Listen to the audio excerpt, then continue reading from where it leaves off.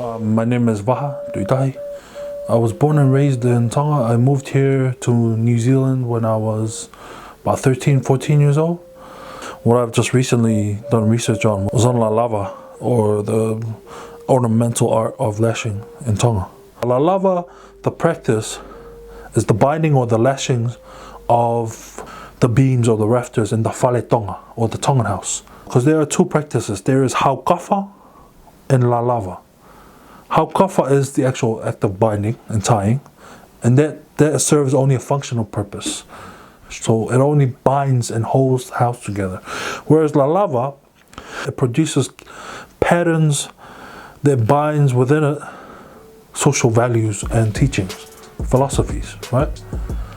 Very important indigenous knowledge. It's not some value that can be bought. It's something that it's imperative to your well-being. You know, we need that to feel complete. But what I wanted to put out there was to talk about the history, talk about the knowledge and the origins of Lalava. It's me moving to safeguard a practice that's Tongan. I got the idea from reading about the Maori of New Zealand fighting for their rights to have ownership or have control over their cultural practices, over cultural artifacts even. And I talked about the importance of knowledge and the importance of who holds knowledge and the importance of who has the right to knowledge, because these are things that intellectual property and Western multinational companies come up with to safeguard their profits or what they're making a profit from. So when we talk about intellectual property, they talk about, in the most basic sense, there's copyright, there's trademark, there's patents. And when you talk about those three things, in the end, you always end up with, it's all about making money. You're protecting your interests from other people using your knowledge, or you're charging people to use your knowledge, but they're always acknowledging you as the source. Okay. So what I did was, I came up with an indigenous way of countering that, or how people in the Pacific would protect their indigenous knowledge. So there was kind of two levels I was playing with. So it was protecting knowledge against outsiders, appropriation by those who don't know anything about the history, and protecting the knowledge within the insiders as well. Talking about people that might come up and say, hey, I'm the one that came up with Lalava. I practice it, therefore you should afford me the title of, or pay me to come and do the work. Lalava was not performed by anybody or anyone. There were certain people who would carry out Lalava, and it is a chiefly art, and it was only carried out to the house of the Tuitonga, only by the Tufunga Lalava. Now, the Tufunga Lalava, they held the knowledge of the practice, and that knowledge was hereditary only through father and son. So it was, lineage. And this was a safety mechanism that they had put in place. This is how they protected the knowledge. You were only allowed to carry out Lalava with consent of the Tufunga Lalava. Tufunga Lalava is the person who held all the knowledge, and you could only be a Tufunga if you were in a hereditary line. It's still the case today.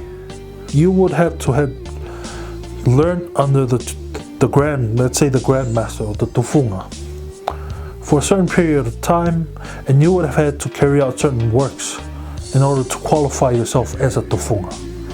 I talked to quite a few people, and they all pointed me to Tamale from New Taua. Tamale is a descendant of the Tufunga Lalava. Other people, they were prominent practitioners of Lalava, but not Tufunga, that I talked to, all pointed back to Tamale as being the person that they've learned from. Let's say someone who did not learn or was under the tutelage of Tamale or the Tufunga Lalava went out and learned by themselves, actually known as a kapo.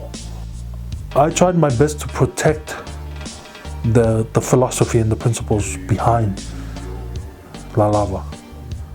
I don't have the right to talk about any of that because it's not for me. That's for Tamale, he's the tufunga. So what I did was I looked into his genealogy and I talked about the Tuitonga, the 10th Tuitonga Momo, and how he asked Lo'au. Now Lo'au, he is known amongst scholars and most Tongans as an architect in the building of Tongan civilization. They say that he advised the king and things like that. But there was another way that I looked at it. A very, very crucial, very, very important relationship that Lo'au had with Tuitonga Momo, who was the 10th Tuitonga. Momo married Lo'au's daughter Nua. Momo sends Lea Ha'uli, his talking chief or his matapure, to Lo'au and asking him for a yam sprouting or pulopula to cultivate. And then this is where the first Tongan proverb comes in. That's the proverb. Kei kua whenai tau, kei mulai tau. The year is old, yet the year is young. What that means was, he was actually talking in metaphors saying, so Nua, she had already married, she's already got a child. The youngest daughter, too young. So he sends the Ha'uli back to Momo. Momo then replies with a straight answer. He says, Whena pēka ko Nua. And what that means is, though old, it is still Nua. Okay? So what he means was, even though Nua's already had a child to someone else, bring her here, I still want to marry her because of Nua, because she is Nua. Now, Lo'au considered to be, having a hand in the building of Tonga. But he was also a tu'iha mea, and he was a very knowledgeable person. And this is how I interpreted it. Momo, he was the tu'itonga. He had physical powers, he had an army, he had the right to rule. What he wanted was to produce an heir worthy of the throne, who could lead, the land, into prosperity. And he could not do that with any of the other spouses. So what he did was he got the daughter of Lo'au. Yes, she was beautiful, but what was more, she was the daughter of Lo'au, a very, very wise man, forming an alliance and a relationship through, blood ties, through an offspring of him and Nua's union. They got Tu'itātui. Tu'itātui built the Ha'amonga. And the Ha'amonga is an example of the Tu'itonga's knowledge. People did not know for years until later when Tupo found out that it had, it was a seasonal calendar, and it had, also used as a compass for voyages. Nobody knew it. But Tu'itātui, see, because of his lineage, because of being from the Tu'itonga, being the son of a Tu'itonga and the grandson of a very, very wise man, they had the knowledge. They had the knowledge to come up with such an instrument. Tu'itātui had tamale. And there are many different stories regarding tamale and, places he went to Pulotu. And he, because he is a grandson of the Tu'itonga and a son of the current Tu'itonga and a great-grandson of Lo'au. It's all through that relationship. Regarding the Lalava, we're kept intact and safe. The practice, however, it did go out. And it did go out to different places around Tonga.